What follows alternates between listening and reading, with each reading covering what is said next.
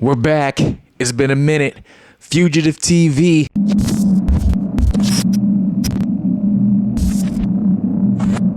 This is what we're going to do today, all right? Y'all know about me. I told my story already. You know, I was on the run for 15 years, living in different countries under different names.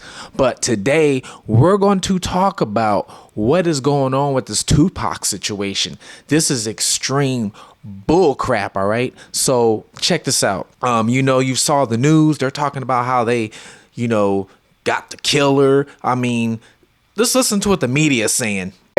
Keith Davis, a.k.a. Keefe D, for the murder of Tupac Shakur. Davis was arrested this morning by my LVMPD criminal apprehension team, and this investigation started on the night of September 7th, 1996. It is far from over. It has taken countless hours, really decades, of work by the men and women of our homicide section to get to where we are today. Several of those detectives that are standing here with us include Detective Cliff Mogg, the lead detective on this case. He is now retired. While I know there's been many people who did not believe that the murder of Tupac Shakur was important to this police department, I'm here to tell you that was simply not the case. It was not the case back then, and it is not the case today. Our goal at LVMPD has always been to hold those accountable and responsible for Tupac's violent murder accountable.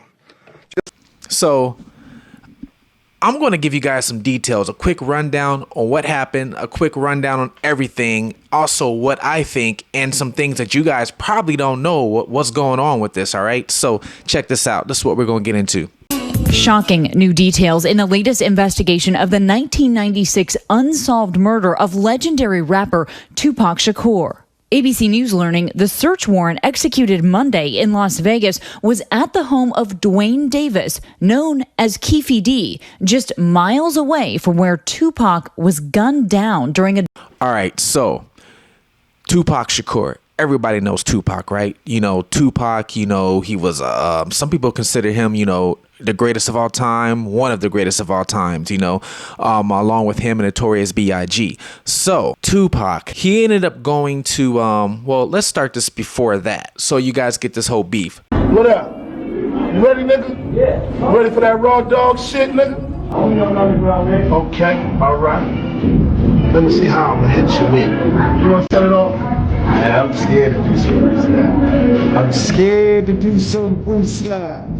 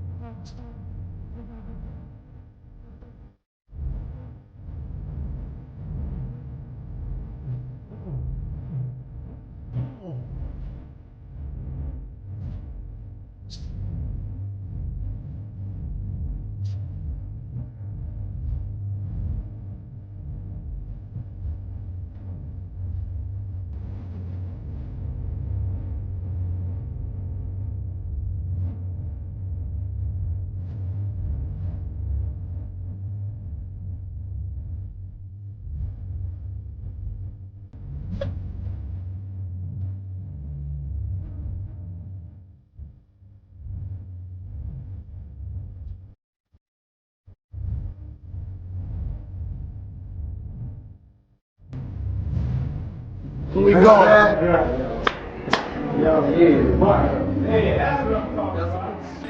Tupac and Biggie Smalls are friends, right? They used to be friends. They were rapping together. They were running the block together. They were doing a lot of things together. So one time Tupac went to go meet Biggie Smalls at Biggie Smalls' studio. It was him, Puff Daddy, and a few other people. Tupac went to the studio. He was going into the elevator to go upstairs to the studio. Once he got there, he got robbed. He got shot. And ever since that day, Tupac felt that Biggie Smalls, Notorious B.I.G., Puff Daddy, P. Diddy, whatever you want to call him, set him up. So he always had that feeling. So right after that, though, Tupac ended up going to jail. He went to jail for a sexual assault case. Was he guilty? I don't know. Nobody knows. We don't know. So anyway, he went to jail for a sexual assault case. Suge Knight from Death Row ended up getting him out. Got him out of jail. So when he got him out of jail, he signed him to Death Row Records. So that was Tupac's basically introduction to Death Row. He came out with that song California Love, all kind of stuff, and then came out with that one song Hit 'Em Up, which, oh my god, it just blew up like crazy, right? Hit 'Em Up. So anyways, let's fast forward a little bit, right? Tupac is signed to Suge Knight. Suge Knight is part of a Blood Pyru affiliation called MOB Mob. Seen a car full of girls, ain't no need to tweak. All of you search know what's up with 213. First of all, I'd like to thank God. Second of all, I'd like to thank my whole entire Death Row family on both sides, you know what I'm saying? I'd like to tell Tupac to keep his guards up. We ride with him.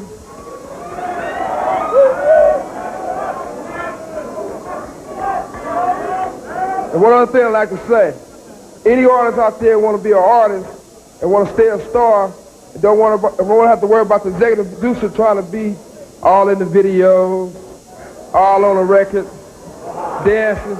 Come to Death Row.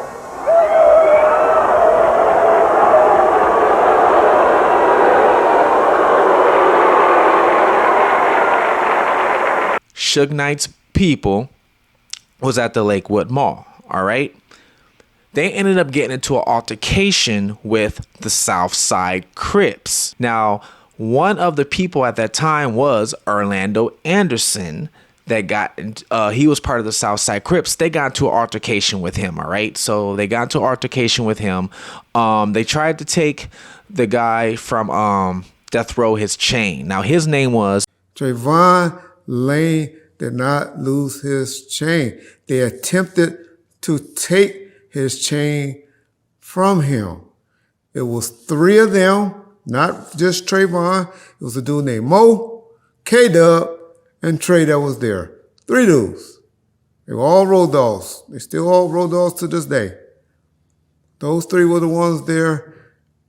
How many dudes? Keefe said it was about 10 of them.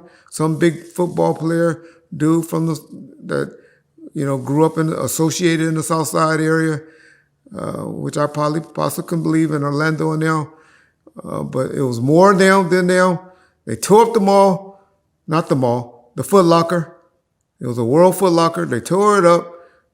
I know for a fact that Foot Locker took 2 days to open back up from the damages done inside of that World Foot Locker from the alleged robbery or attempted robbery. And so that's what happened, y'all. Y'all can keep believing what y'all want.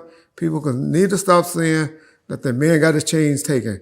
The chain that y'all see the police having when they did the raids was Neckbone chain. Neckbone was living at a house that Suge owned, his mom and daddy house, the house that he was raised in. Neckbone and Rage was laying in there, and they had a little bit of weed in there, and they got arrested for that and was taken down for questioning for that. But that was the Death Row chain, and that's the Death Row chain that y'all see in that picture that's always blasted over the internet. That was Neckbone's chain. Lane, I believe, got jumped. They tried to take his chain. I don't know if they took his chain. There's rumors that they did. There's rumors that they didn't. All kind of stuff going on. I wasn't there. You wasn't there. We don't know. We just know a beef or altercation happened. So that was pretty much how it started with, let's say, this situation with the Southside Crips and the Mob Bloods. Let's fast forward a little bit more. So after that happened, right, the Mike Tyson fight, if y'all remember. So that was 1996, September 7th. 1996, September 7th. Remember these dates, people. Remember these dates.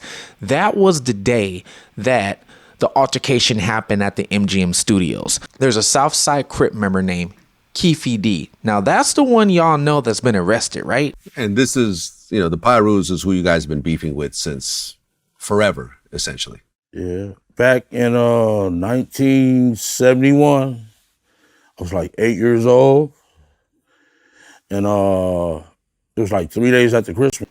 And who the media is portraying as, you know, the killer pretty much. Keefe D is kind of the leader. He's the one running shots and everything else. So he gets tickets to go to the Mike Tyson fight. He gets it from a scalper. Now, because they're from a scalper, none of the tickets are together. So they all have to sit in these separate sections to watch the fight. But they're in there. So what happens is once the fight's over, Orlando Anderson is coming down. He's going to meet the rest of his crew, somewhere in MGM Studios. But before he gets to meet them, that's when he runs into Mr. Lane, the one who had the beef with that Lakewood Mall that day. Just 3 days after the awards in Las Vegas, believed to be in response to an earlier assault against someone affiliated with Death Row, the attack will land Death Row head Suge Knight in jail, and according to some police reports, lead to Tupac being shot less than 3 hours later. Lane, yells out, that's him, that's Orlando Anderson. So that's when you see Pac just take off on him. That's when you see them jumping him or whatever, right? So that's why they jumped him. That's where that came from. Tupac, Suge Knight, they all leave, they leave what happened. And when they leave, they leave MGM Studios, they bounce. Orlando Anderson goes to meet up with Keefe D and everybody else. So when he meets up with Keefe D, he tells them what happened. Hey, this is what happened. They jumped me and everything else. There is another person that's involved that nobody is telling you about. Zip being a nickname that he chose or that was given to him. But one thing is for sure, he was definitely a legendary figure, not only in Harlem, but it spanned across the globe. And like I said, he orchestrated a lot of things behind the scenes that people didn't know about. Most people are going to know about his infamous connection with the notorious Southside Crips, and definitely the reputation with Keefe D, who is said to be one of the top shot callers for the Southside Crips. But what most people don't know about Eric Vonzip is he was once part owner of a label called the Black Rock Music Group, or the Black Rock. Zip Martin. Zip Martin is from Harlem. Zip Martin, sorry about that. Zip Martin had some unbelievable connections. You might be like, who is this person? Do you know who Aaliyah was? Do you remember Aaliyah? So Zip Martin had a record label, I believe it was called Black Rock Music. Aaliyah was signed to Black Rock Music. There was a bunch of artists that was signed to Black Rock Music. Zip Martin was an ultimate player in the game. He was behind the scenes. He was friends with Mike Tyson. He was friends with P. Diddy. He was friends with a lot of people. He used to go back and forth from California to New York. He was from Harlem. So he used to go from Harlem back to Compton a lot. He had connections with the Southside Crips. That was how Puff Daddy, P. Diddy, Sean Combs ended up getting that connection with the Southside Crips. So sometimes y'all will see things where Puffy's connected with them. That's where the connection came from, was from Zip Martin. All right. Puffy hired Southside Crips for security sometimes, to watch his back when he was out in California, because they had beef with Suge Knight. They had beef with Tupac. There was a lot of beef going on, especially with that East Coast, West Coast beef. Now, there was conversations about $1 million bounty on Suge. Yeah. But we're not going to say who it's from. Okay, yeah. Okay, fair enough. Rumors. There was rumors of this whole thing. Keefe D claims that there is this ongoing conversation. It happens on 3 different occasions, but most specifically when he and Puffy are at this place called Greenblatt's Deli on Sunset. And they're there. Things have spiraled out of control. Puffy's really concerned about, the welfare of his safety. And he tells Keefe D, man, I just need you to take care of this situation with Suge and Tupac. It's out of control, Tupac's on vinyl talking about killing all of our kids when they grow up, and it's just become this really serious conflict. And he says, I just need you to take care of them. And Keefe D's like, that's no problem. That's what we do. And so an agreement was made, according to Keefe D, for an amount of money, and they kind of just let it go at that point in time. But But of course, Keefe D knows in the back of his mind, this is what Puffy wants done. And they all end up out in Las Vegas. Suge's out there. Well, before you say that, there's a couple things I want to talk about for Vegas. So when you say that Keefe got offered an amount of money, according to him, was there a dollar amount? Yeah, so there was a dollar amount. But I think that, you know, the nuances of this conversation are that, like, man, I'll give you $1 million, whatever it takes. You know, it's like exaggerated speech. But of course, when we interview Keefe D, he's like, yeah, that's what the agreement amount was, $1 million. So according to Keefe, he's claiming that Puffy offered him $1 million to kill Suge or Tupac? Both or of them. both. There is rumors out there that there was already a bounty on Suge Knight and Tupac's head. There was already a bounty on their head. That is the rumors. Is there concrete evidence? Not really, but people were retaliating towards death row in all type of forms. Our security went up more. We kept security with us daily, but when those things went on, it was, we had to wear bulletproof vests. We had to, we were getting threats. And, it was said that Puffy had a $75,000 award out for anybody that could bring them a real death row medallion. So it was a lot of shit going on. So you imagine you got young guys going around. It was all kinds of guys that was just at us daily just to win that kind of ticket. Mm-hmm. Even FBI has mentioned of somebody getting paid. So I'm going to get into this. In a taped confession never before shown on film. Shit, we'll wipe their ass out quick. It's nothing. Yeah, we want them. I'll pay $1 million if you get rid of Tupac and Suge. Tupac is now gone. Right. What happened in terms of Keefe, Orlando, and Diddy at this point? So immediately in the aftermath, Diddy hears about the shooting, finds out that there's, Tupac's been shot and is in the hospital in Las Vegas. And according to Keefe D, he gets a phone call. He's actually with Zip, the intermediary. And they're back in LA, and Zip takes a phone call, and it's Puffy on the other end of the line, hands the phone to Keefe D, and Puffy asks him, man, was that us?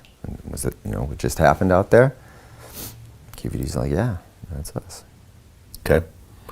So then there's that $1 million. So now there's this expectation of, the $1 million.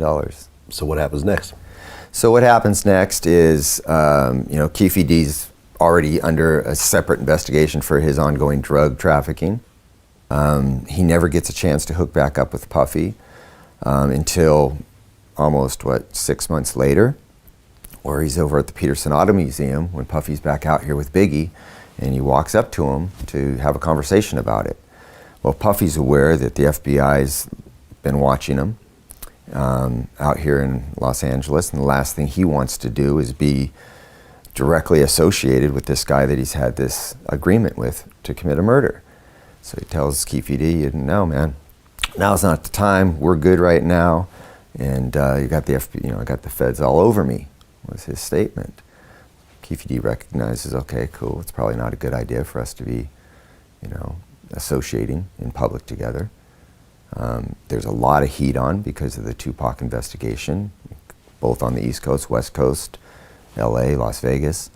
And so it's just good business not to be, After they leave, right?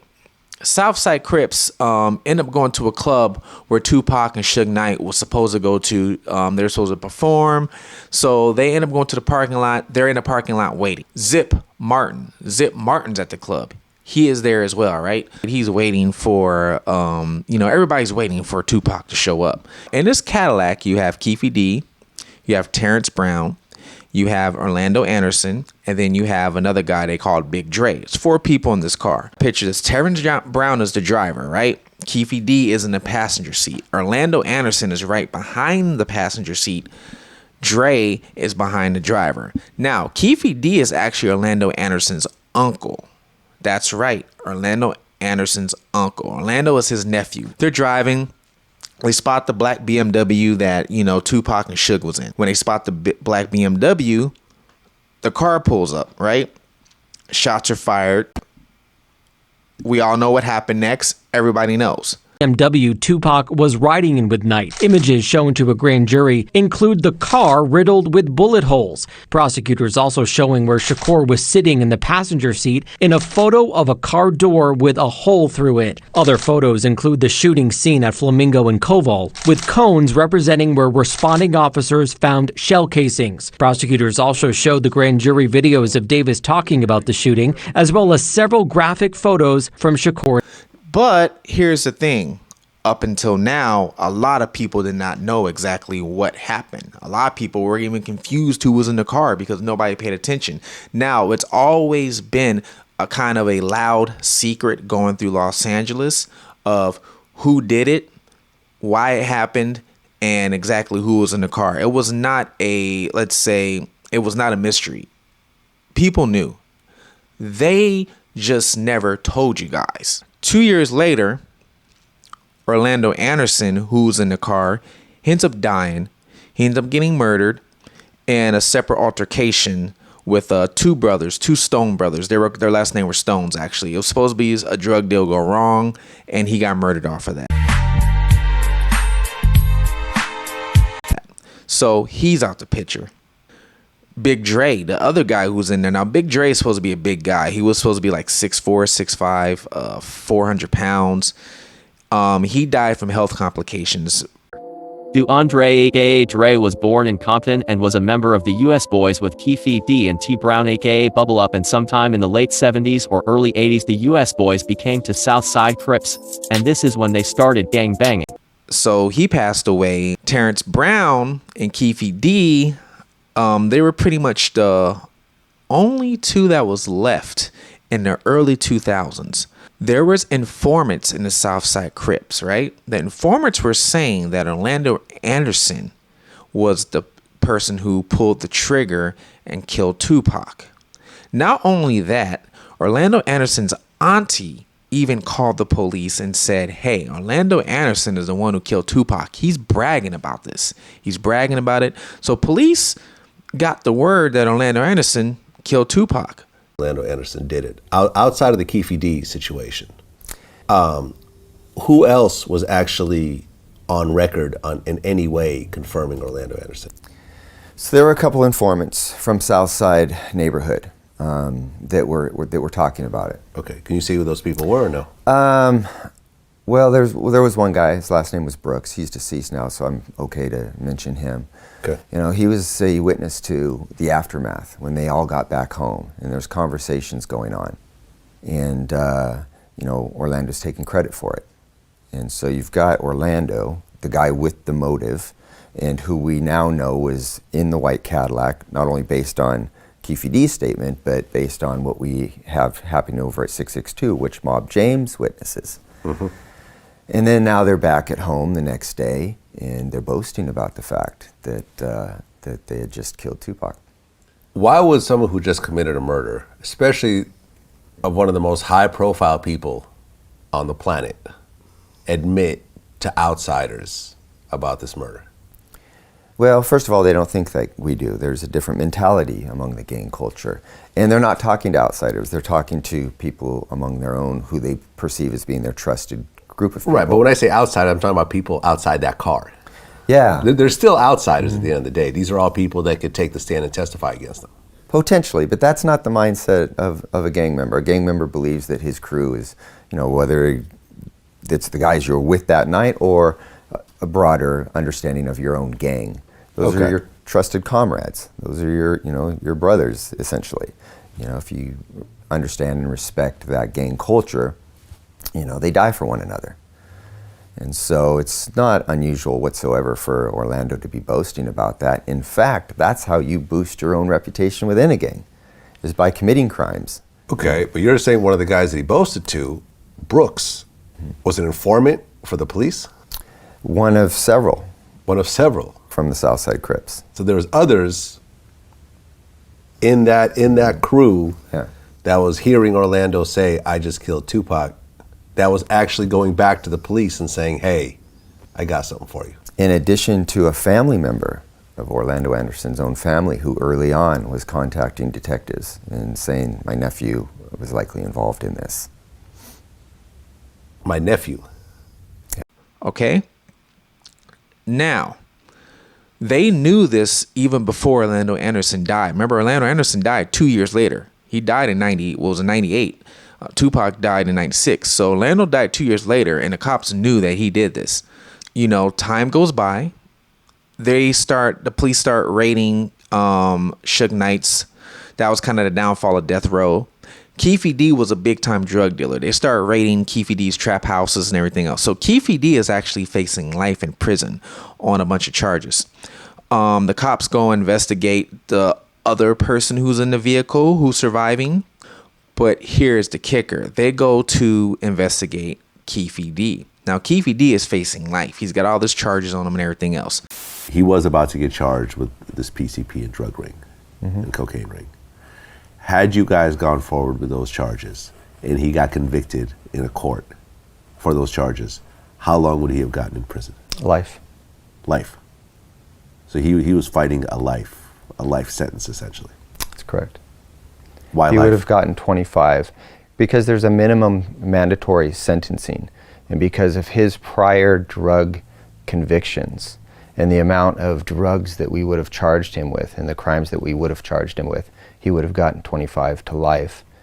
They give Keefe D pretty much, it's a deal to where you can say whatever you want for that day and they cannot charge you for whatever you say. You can say whatever and they cannot use that against you. And in return, they're going to drop the drug charges on him and he doesn't have to do life, just so the truth can get out of what happened to Tupac. Now, when they interrogate him, do you know how long this? I'll tell you what happened was when we sat down with Keefe D and we were originally going to interview him about Biggie's murder, and he says, I don't know much about that. That was likely Suge. And he says, but what I can tell you is about the Tupac Shakur murder. And he goes on and explains what happened out in Vegas and all the things that led up to it and what happened afterwards. And because we knew there were still some loose ends with Zip, potentially with Terrence Brown, maybe even trying to figure out the things that he said about Puffy, if those things were true, we wanted to utilize Keefe D as an informant at that point. Like, okay, you're cooperating with us. Let's go out and see if we can use you to solicit information from these other co-conspirators. 2008 is when they decided to interrogate Keefe D. 12 years later after Tupac's death is when they decide to interrogate him. Isn't that crazy? 12 years later, Keefe D is being interrogated. He actually confesses. He tells them everything. Keefe D tells them that he had the gun. He gave the gun to actually Orlando Anderson. Orlando Anderson is the one who pulled the trigger. Orlando Anderson is the one who killed him. That's what Keefe D tells him, right? So he went and met with you at the U.S. Attorney's Office. And was there a deal that you offered him at that point? It's not a deal, it's an agreement. It's known as a proffer agreement.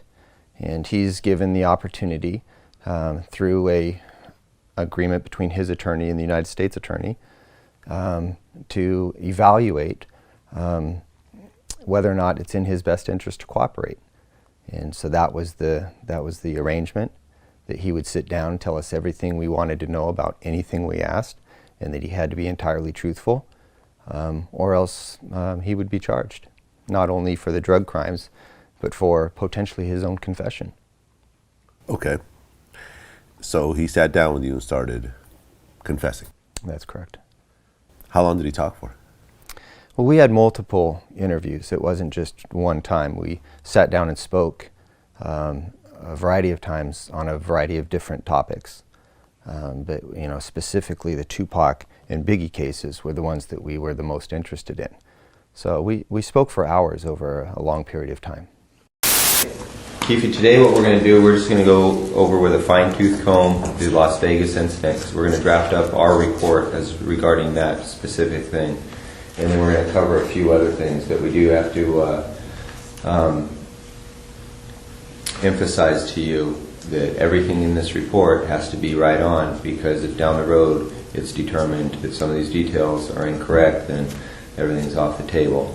So everything in this report cannot be like that report. Hey, I want to say this though too. I feel like I said that day, don't bullshit me, and I won't bullshit y'all. You know what I'm saying? Okay, Lane starts blasting. You say Suge looks over, he sees you. He looks right at you. Yeah, he looks at me. Okay. Why are you looking right at him? Fucking known each other since we were 7, 8 years old.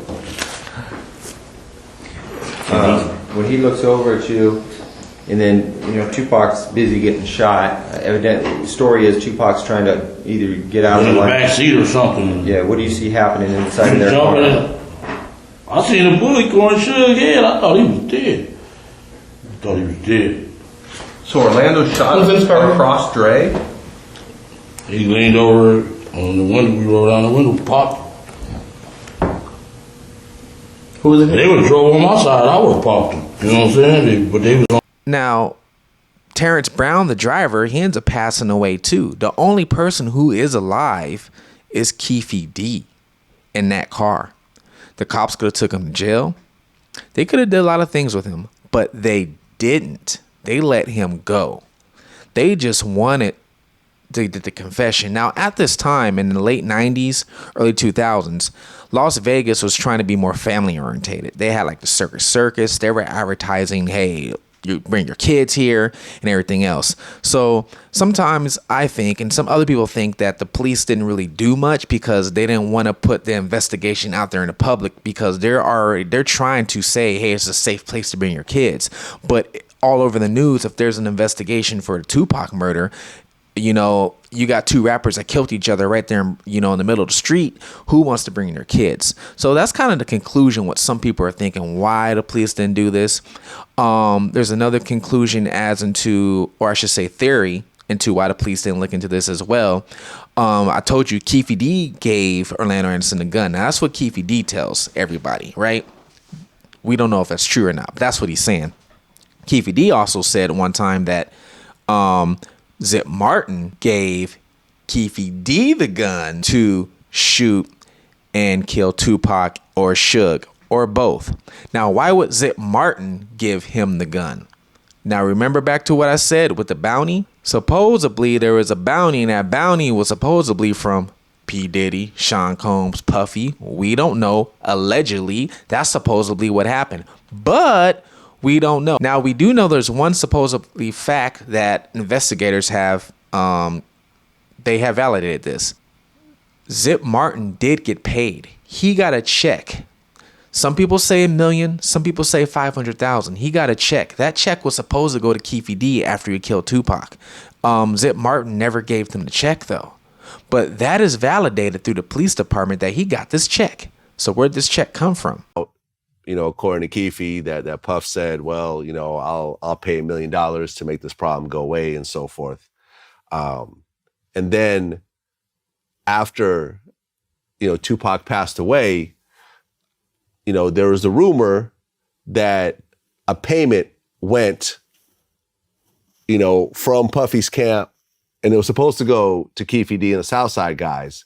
And according to TK Kirkland, Zip got that money and he kept it for himself. Well, the story that has circulated was that after Tupac got killed, Puffy allegedly gave the money, I heard, to Zip. Yes. And Zip was supposed to give the money to Keefe and them. Yes. But he never gave the money to him. But thank God he never gave him the money, right? Think about it. If he gave the money, Puffy will be in prison now, money for hire, a murder for hire. So thank God. It's just a true story. I'm not saying yes or no, but if he would have gave them the money, it'd have been a murder for hire and Puffy would be locked up. Now, you had mentioned something about a check. Mm-hmm. Can you talk about that?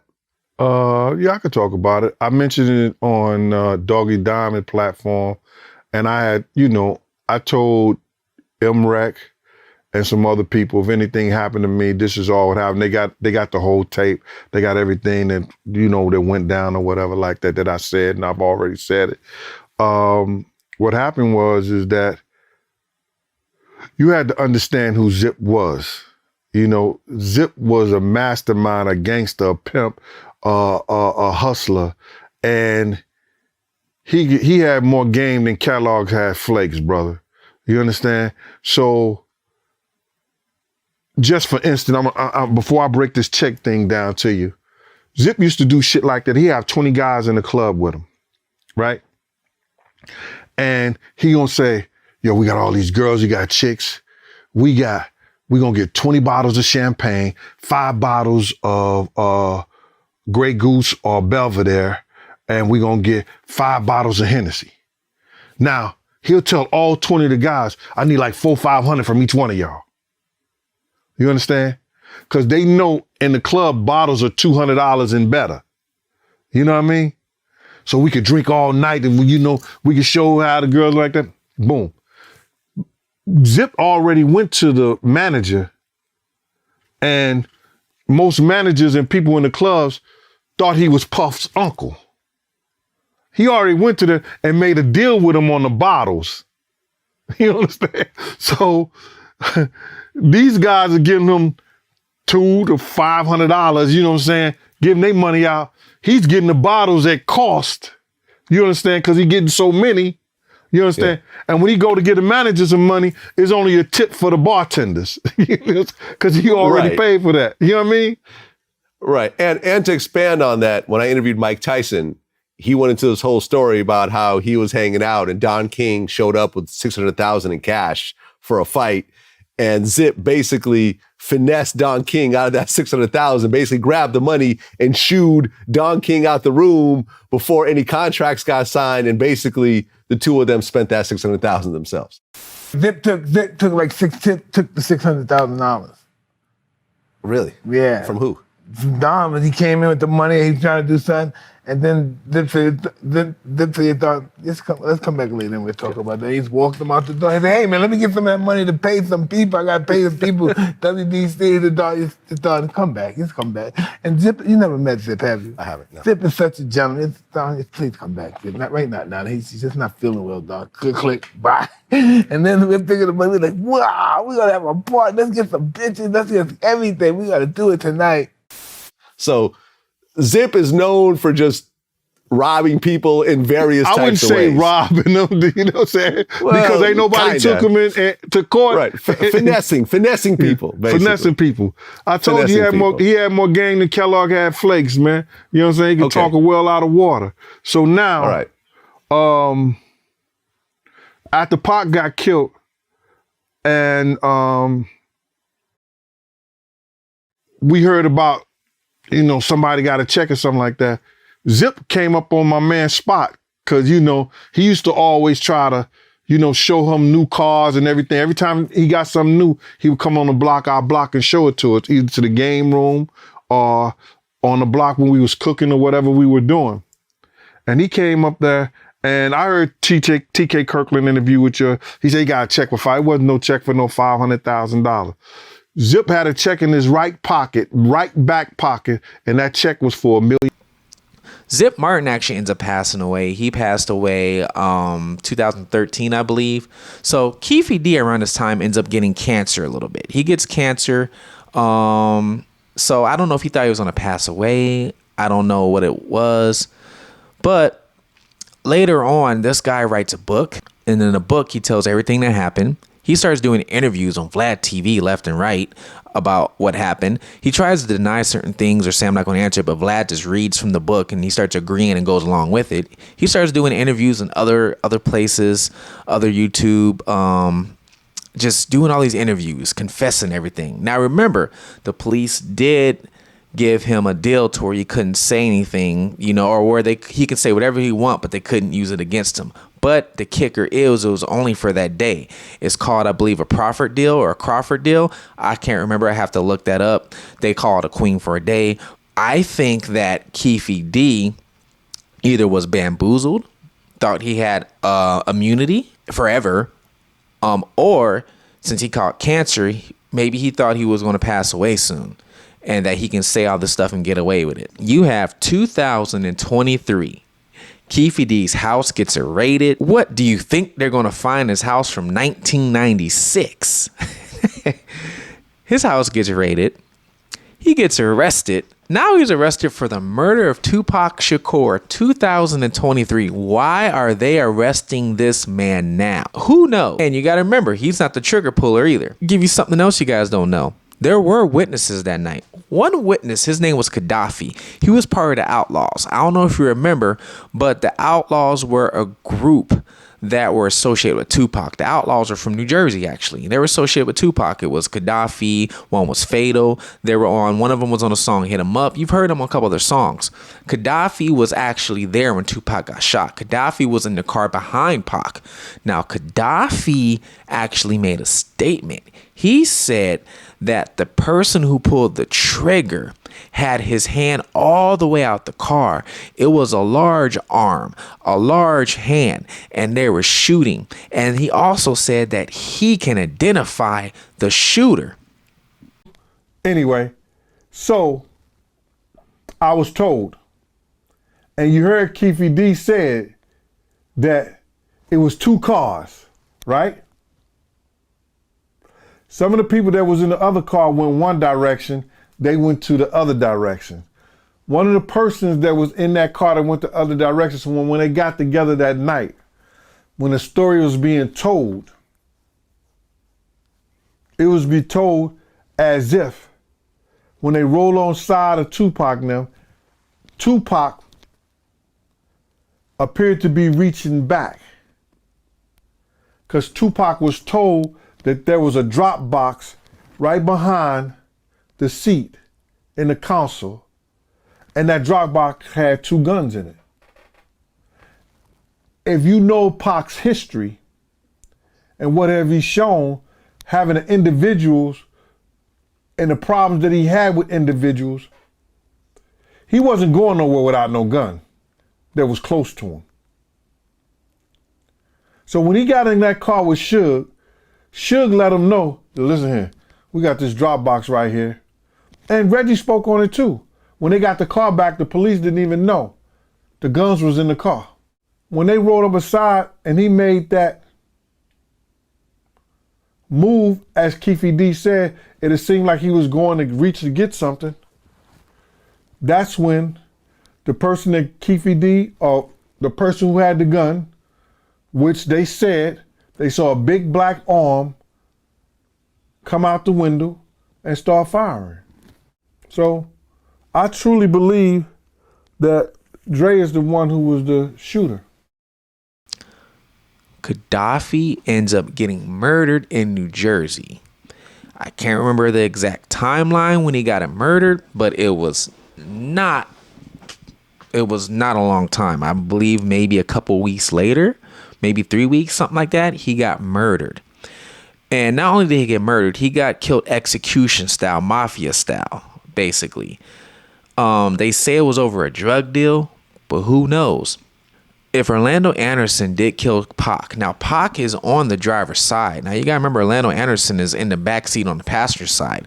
He had to reach over Big Dre. Big Dre was 6'4", 400 pounds. So he had to reach over Big Dre, pretty much lean his whole body over him, lay on him, and put his hand out the window and kill Pac. Now, I'm not saying it's not possible, but that doesn't match description of what Gaddafi said. Now, the description actually gives you a description of Big Dre. Big Dre was right there. He could have easily just bop, bop, bop, bop, bop, easily, and it could take off easily. So, do we know exactly who pulled the trigger? Because the thing is, do we know if Keefe D is even telling the truth, or he's just doing it for clout? We know he was in the car. We know that. Do we know if he got the gun? Do we know where he got the gun from? Do we know who he handed the gun to? We don't know because everybody else is dead. Now, Suge Knight's alive. He was there. Tell me what your reaction is to the arrest of Keefe D. Well, surprise number one, because I didn't think Keefe D would never get arrested. Nor do I want to see him get arrested. You know, let's get one thing straight, first and foremost.